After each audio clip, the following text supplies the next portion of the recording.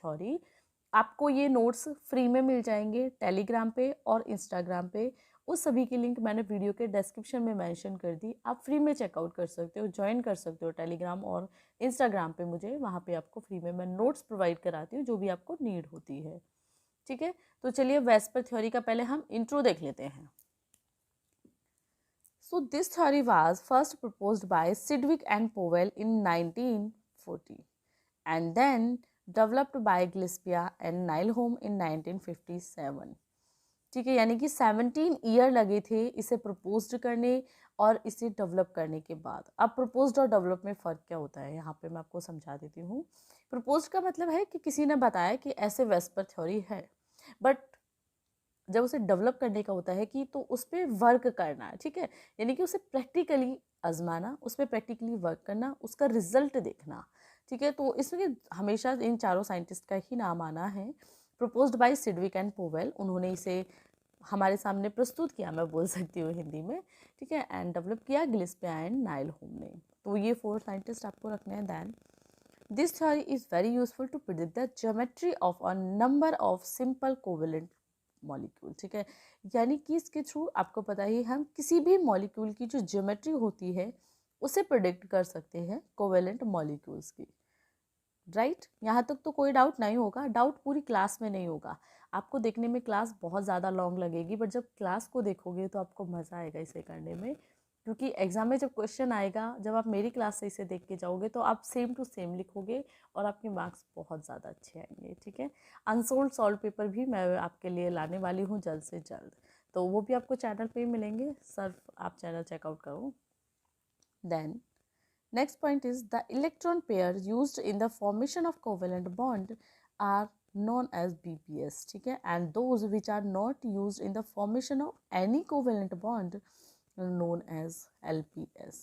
यानी कि हम इसमें क्या कहते हैं, सिंपल जो कोवेलेंट मॉलिक्यूल होता है उसकी ज्योमेट्री प्रेडिक्ट करते हैं वेस्पर थ्योरी के थ्रू।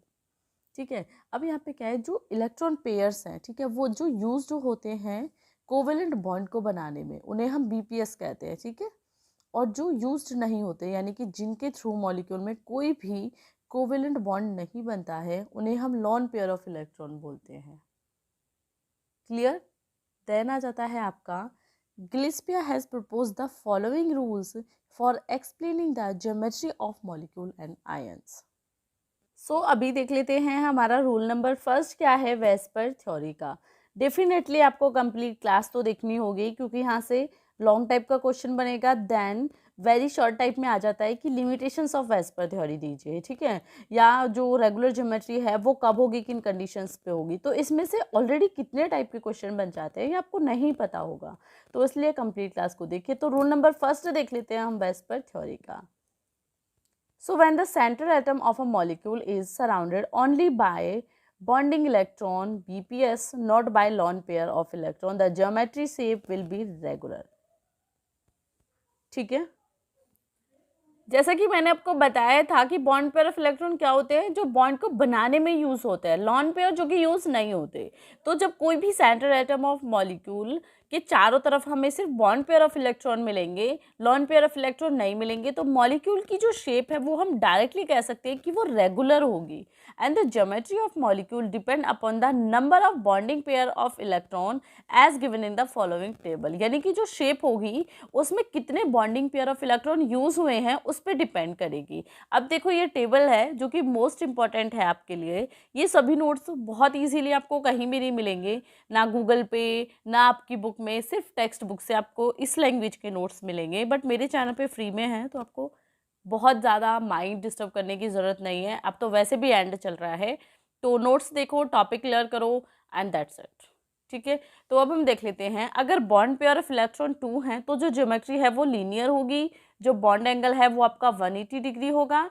और इसके एग्जाम्पल क्या क्या होते हैं, HgCl2 एंड BeCl2। एग्जाम्पल मतलब जो लीनियर शेप होती है वो BeCl2 की और HgCl2 की हमें देखने के लिए मिलती है, और इसमें बॉन्ड एंगल आपका 180 डिग्री होता है। सेम थिंग इज, अगर बॉन्ड पेयर ऑफ इलेक्ट्रॉन 3 हैं तो ट्राइगोनल प्लानर शेप होगी, 120 डिग्री इसका बॉन्ड एंगल होगा, और जो आपका एग्जाम्पल है इसका BF3 है एंड BCl2 है, सॉरी BCl3 है, सॉरी। ठीक है, देन नेक्स्ट 4 है आपका टेट्राहेड्रल के लिए, तो इसका बॉन्ड एंगल होगा ये, एग्जाम्पल है CH4।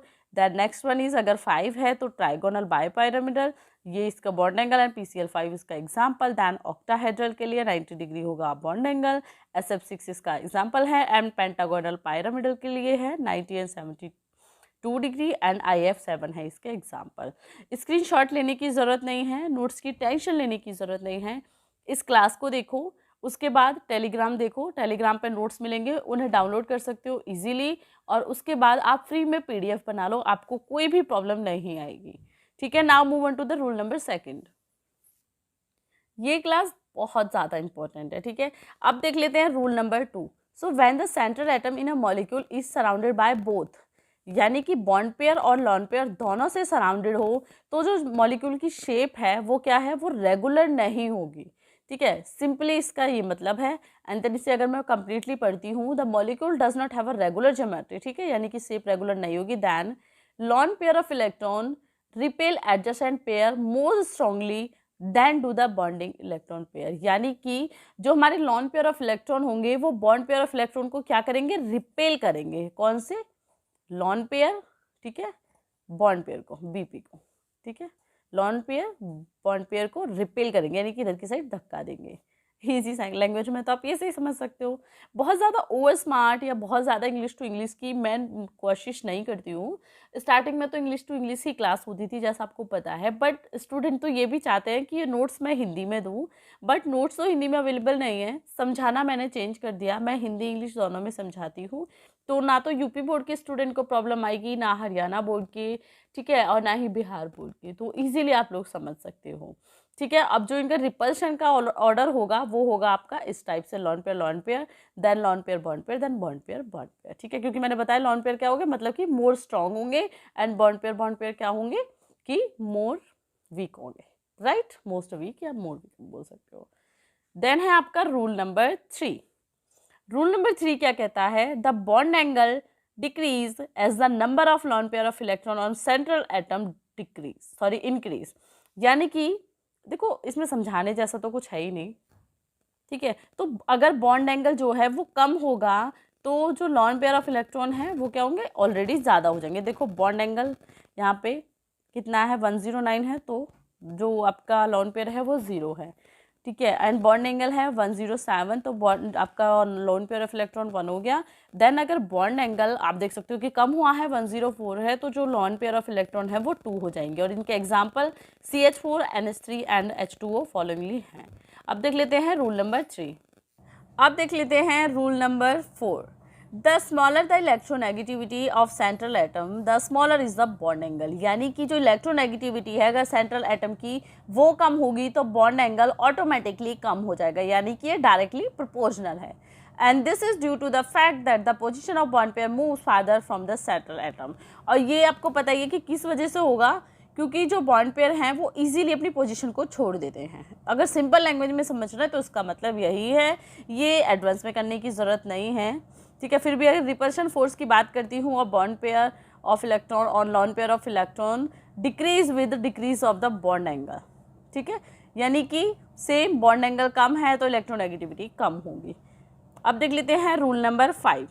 The repulsion of bond pair of electron decrease with increasing electronegativity of the atom B in ABX molecule, hence bond angle B dash B decrease. Sorry समझ ही नहीं आया होगा, राइट। जो लोग कह देते हैं कि सिर्फ पढ़ने से आप पढ़ाती हो समझाती नहीं हो, तो देखो ये मैंने पढ़ा है, अब इसका मतलब बता दो आप लोग, नहीं बताया जाएगा, राइट। पढ़ने और समझाने में फ़र्क होता है, सिर्फ ऐसा हो सकता है कि कुछ स्टूडेंट को समझना है, राइट। तो आप एक बार उस चीज़ को फिर से देखा करो, अगर कोई चीज़ आपको एक बार में समझ नहीं आ रही है, ज़रूरी नहीं है वो मैंने अच्छे से नहीं समझाई, हो सकता है वो आपने अच्छे से नहीं समझी है, आप देख लो फिर भी।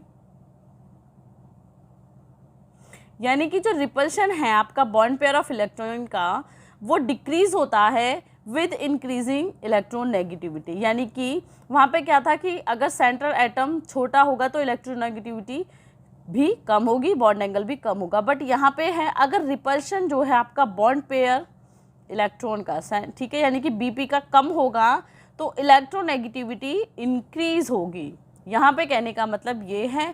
और इनकी इलेक्ट्रोनेगेटिविटी का आप ऑर्डर देख सकते हो, AsI3 का, then AsBr3, then AsCl3, right. अब देख लेते हैं रूल नंबर 6। आज की क्लास तो मैराथन टाइप हो गई है, ठीक है। तो आप क्लास को कितना पसंद करते हो, मेरी मेहनत को कितना देखते हो, ये टोटली आप पे डिपेंड करता है। मैं तो रेगुलर क्लास आपसे देने वाली हूँ, अब से आपको दिसंबर तक डेली एक क्लास मिलेगी। अब देख लेते हो rule number 6। Bond angle involving multiple bonds are generally larger than involving only single bonds. यानी कि जो बॉन्ड एंगल है, ठीक है, जो बॉन्ड एंगल आपके मल्टीपल बॉन्ड्स को बनाने में यूज़ होंगे, ठीक है, वो हमेशा ही लार्जर होंगे किससे, जो सिंगल बॉन्ड को बनाने में यूज़ होंगे उनसे।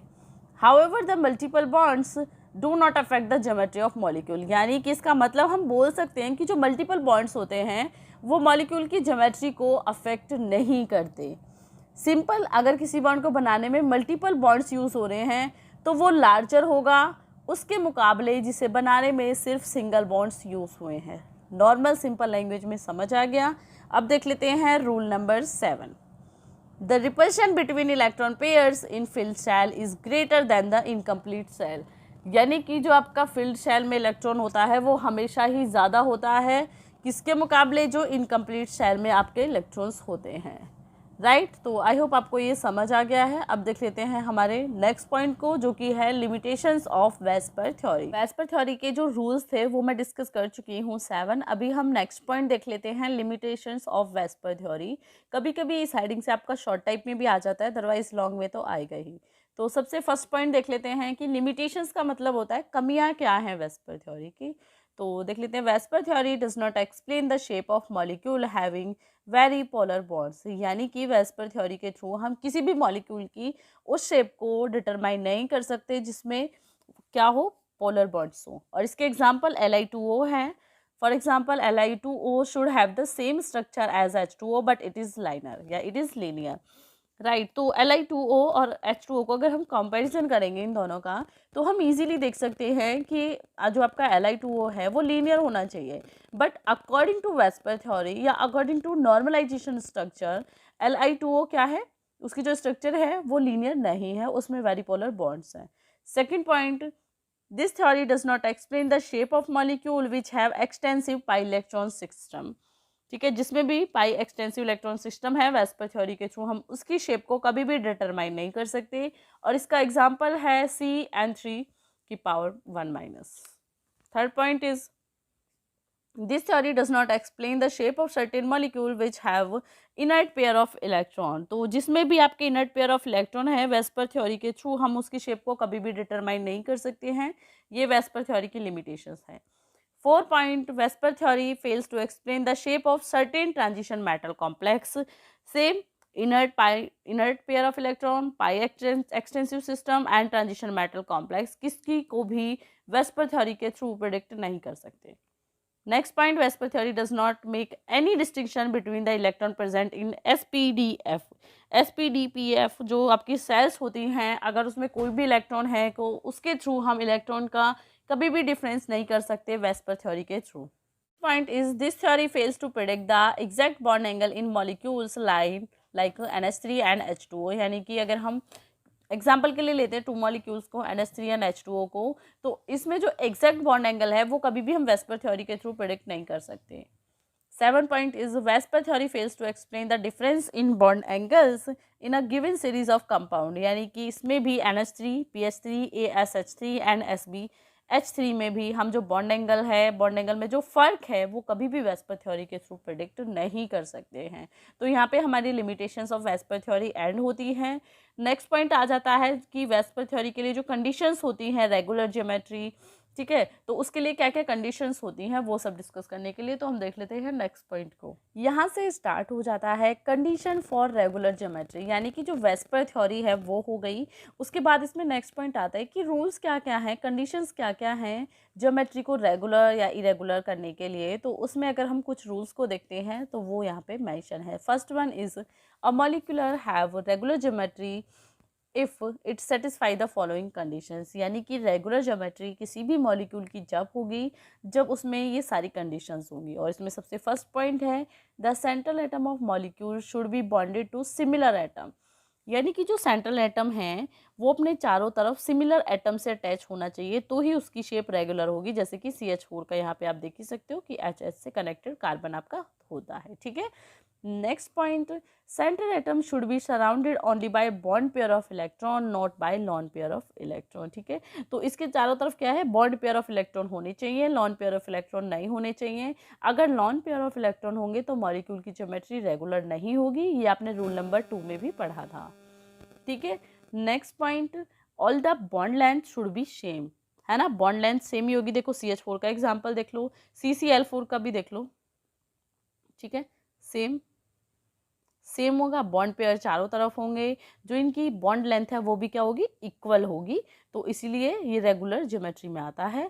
Then next, the central atom should be bonded to other atom by single bond, ठीक है, सिंगल बॉन्ड के थ्रू अटैच है, यहाँ पे भी देख लो, CH4 में देख लो, तो इसीलिए इसकी जो शेप है वो क्या है, जो ज्योमेट्री है वो रेगुलर है।